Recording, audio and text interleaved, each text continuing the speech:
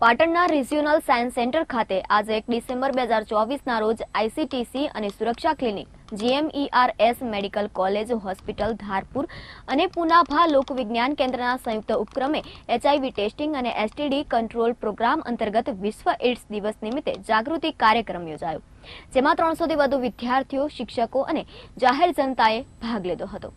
કાર્યક્રમમાં શ્રી દર્શનભાઈ ચૌધરી, પુનાભા લોકવિજ્ઞાન કેન્દ્ર, ડોક્ટર દેવેન્દ્રભાઈ પરમાર, જિલ્લા ટીબી અધિકારી અને જિલ્લા HIV પ્રિવેન્શન અને control officer, Maheshkumar N Zala, STI counsellor Ashaben Desai અને જયશ્રીબેન પરમાર, ICTC કાઉન્સિલરે હાજરી આપી હતી।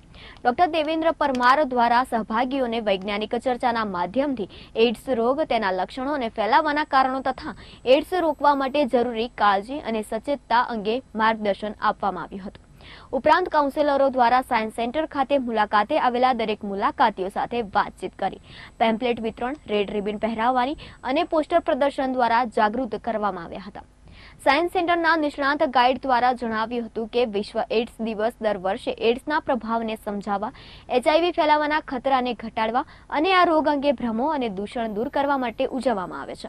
એઇડ્સ એક્વાયર્ડ ઇમ્યુનોડેફિશિયન્સી સિન્ડ્રોમ એ HIV વાયરસના કારણે થતો રોગ છે, જે શરીરના રક્ષણાત્મક તંત્રને નબળું બનાવીને બીમારીઓ સામે લડવાની ક્ષમતા ઘટાડે છે।